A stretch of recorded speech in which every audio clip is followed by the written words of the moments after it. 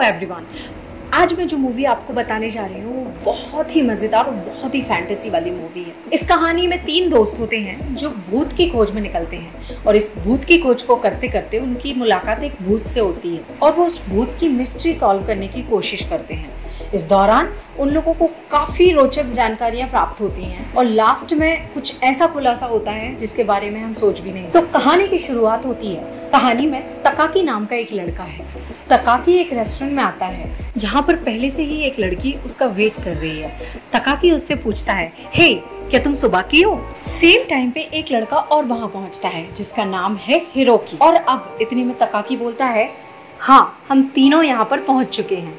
ये तीनों online friends हैं और पहली बार एक रेस्टोरेंट में मिल रहे हैं एक घोस्ट के बारे में बात करने के लिए, जिसकी अफवाह आसपास के इलाके में बहुत फैली हुई है। कहते हैं कि स्पेसिफिक जगह पर फायरवॉल्स जलाने पर वो घोस्ट नजर आता है और ये घोस्ट अकामी नाम की लड़की का था जिसने सुसाइड किया था। अब ये तीनों फायरवॉल्स लेकर उसी जगह पर जा रहे होते हैं जिसमें रास्ते में सुबाकी को डर लगने लगता है और इससे हिरोकी कहता है कि देखो अगर तुम्हें डर लग रहा है तो तुम यहीं के यहीं वापस जा सकती हो। सुबाकी कहती है, माफ करना मगर मैं थोड़ा सा डर रही हूँ लेकिन मैं चलूंगी। और सुबाकी तकाकी से पूछती है, हे तकाकी आखिर तुम इस भूत को क्यों देखना चाहते हो और हम तीनों में से तुम ही हो जिसने ये आइडिया दिया था। तकाकी इस बात पर कोई जवाब नहीं देता और सुबाकी की इस बात पे तकाकी जोन आउट हो जाता है। इतने में ही हम फ्लैशबैक में देखते हैं कि तकाकी एक बहुत ही होनहार स्टूडेंट है और तकाकी को ड्राइंग करना बहुत पसंद है। हम उसके अलमीरा में कैनवास और पेंट्स देख पाते हैं और वो फ्लैशबैक में ये सब देखता ही रह जाता है। थोड़ी देर में वो ये फ्लैशबैक यहीं खत्म हो जाता है और इतने में ये तीनों वहीं पहुंच गए होते हैं और फायर ब्रिक्स जलाना शुरू कर देते हैं। तभी इन लोगों ने सारी फायर ब्रिक्स जला दी लेकिन कोई भी घोस्ट वहां नहीं आता है। तभी हिरोकी एक लास्ट फायर ब्रिक्स जलाता है लेकिन वहां कोई घोस्ट नहीं आता। तब हिरोकी बोलता है, चलो कोई बात नहीं, कम से कम हम तीनों ने मिल तो लिया। हिरोकी ऐसा बोलता ही है कि जोरदार हवा चलती है और कुछ ही देर में ये देखते हैं कि अकामी की आत्मा उन लोगों के सामने थी। अकामी की आत्मा उन तीनों से पूछती है, आखिर तुम एक मरे हुए आदमी से क्या चाहते हो? और सुकामी से आके कहती है, क्यों तुमने मौत को बहुत करीब से देखा है ना?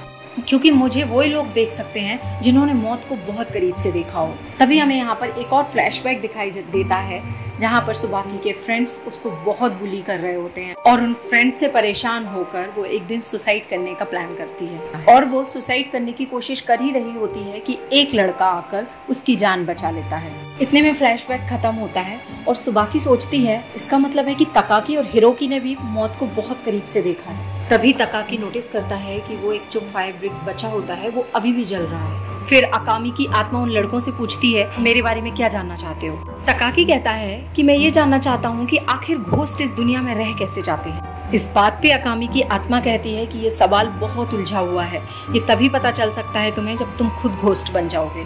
इतने में ही अकामी की आत्मा गायब हो जाती है और हिरोकी कहता है, इसका मतलब घोस्ट सच में इस दुनिया में एग्जिस्ट करते हैं। अब अगले सीन में हम देखते हैं कि हिरोकी डॉक्टर के पास था जहाँ पर डॉक्टर उसकी रिपोर्ट चेक कर रहे होते हैं। इतने में ही डॉक्टर हिरोकी से बोलता है कि तुम अपने पेरेंट्स को यहाँ पर क्यों नहीं लाए? हिरोकी डॉक्टर से कहता है, क्या मतलब उनको यहाँ पर लाकर बेमतलब में रुलाने का?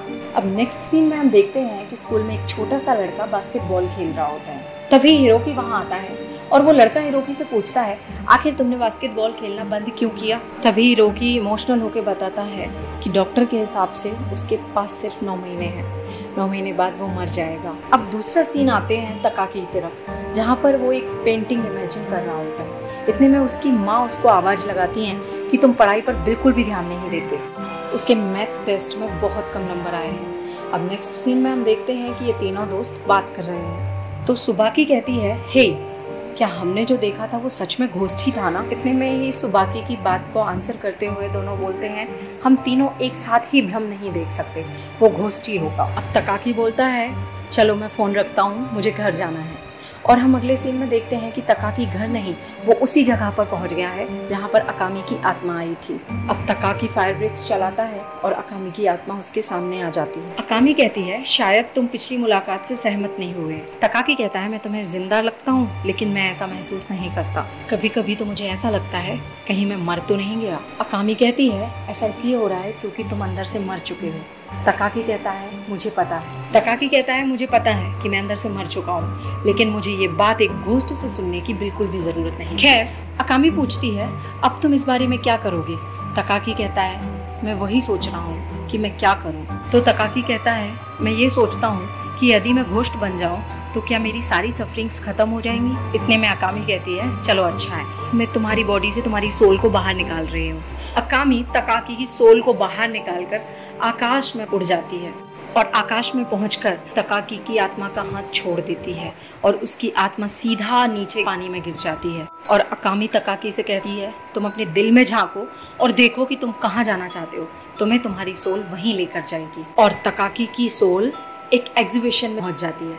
अकामी वहां आकर कहती है अच्छा तुम्हें पेंटिंग्स पसंद है, और उस एग्जीबिशन हॉल में मिलकर ये दोनों काफी मस्ती करते हैं और लास्ट में थक हार कर एक टावर पर जाकर बैठ जाते हैं, जहाँ पर तकाकी पूछता है कि अकामी आखिर तुमने सुसाइड क्यों किया? तब अकामी तकाकी से कहती है मैंने सुसाइड नहीं किया था। और इतना कह के अकामी अपने घर ले जाती है और यहाँ पर हमें पूरी स्टोरी का पता चलता है। दरअसल अकामी की उसकी मॉम के साथ एक दिन काफ़ी बुरी लड़ाई हो जाती है और अकामी घर छोड़कर चली जाती है। घर से भागते हुए उसका रास्ते में एक्सीडेंट हो जाता है। जिस बंदे की गाड़ी से अकामी का एक्सीडेंट हुआ था वो काफी ज्यादा डर गया था। इस डर के कारण वो अकामी की बॉडी को एक सूटकेस में डालकर कहीं जगह पर दफना देता है। लेकिन दुख की बात तो ये है कि अकामी उस एक्सीडेंट के बाद जिंदा थी, उसकी सांसें चल रही थी, लेकिन उस आदमी ने उसकी हेल्प करने की बजाय उसका गला दबाकर उसे सूटकेस में डालकर उसे दफना दिया था।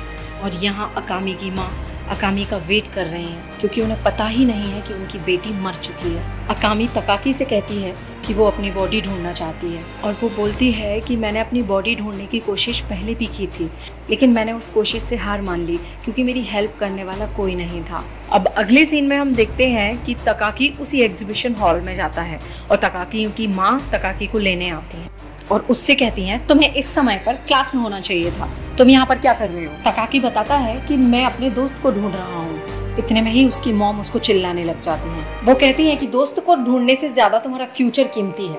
और इतना सुनकर तकाकी को गुस्सा आ जाता है और वो कार से झट से उतर जाता है और फिर से वो अकामी के पास पहुंच जाता है और इस बार तो हिरोकी भी उसे जाते हुए देख लेता है। अकामी और तकाकी दोनों मिलकर अकामी की बॉडी ढूंढने की कोशिश करते हैं, लेकिन लाख ढूंढने के बाद भी उन्हें बॉडी नहीं मिलती।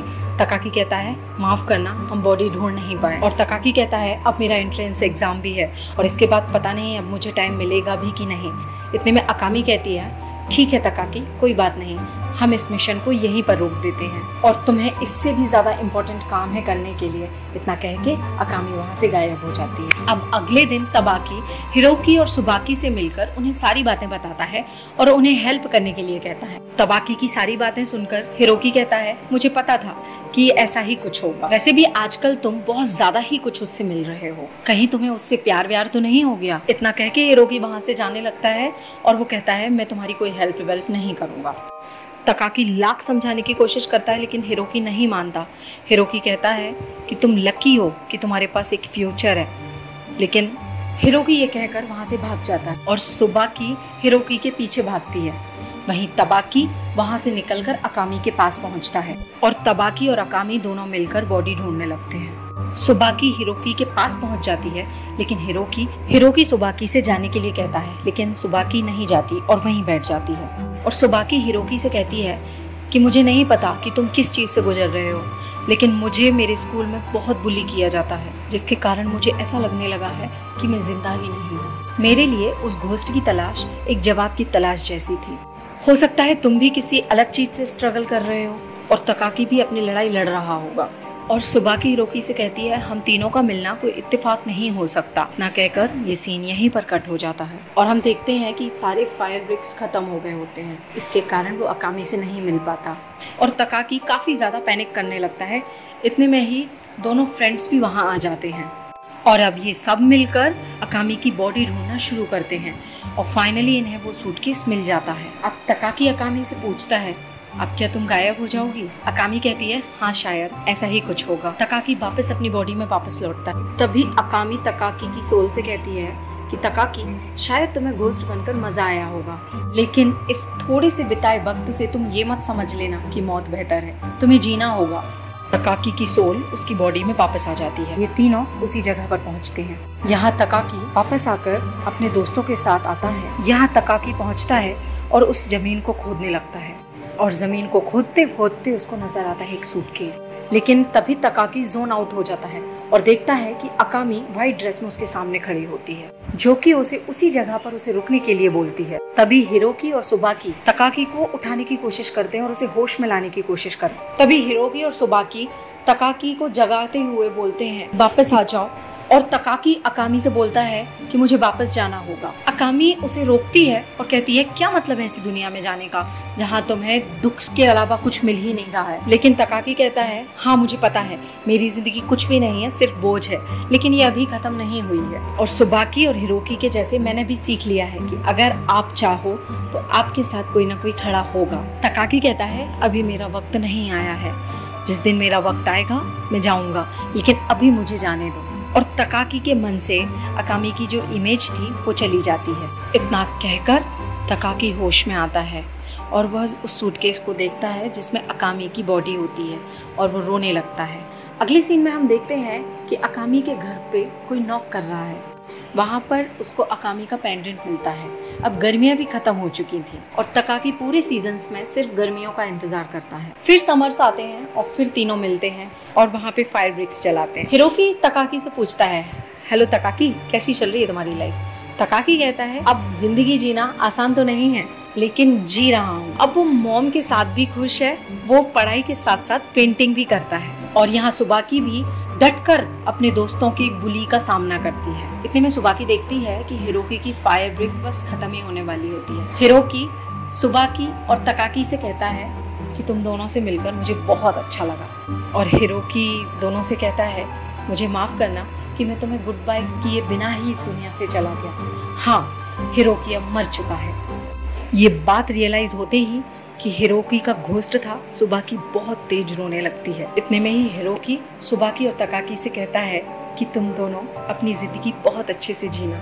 और ये कहकर हिरोकी वहाँ से गायब हो जाता है और ये दोनों वापस अपने घर को निकल जाते हैं। इसी के साथ ये मूवी यहाँ पर खत्म हो जाती है। आज की ये मूवी आपको कैसी लगी प्लीज कमेंट में जरूर बताएं।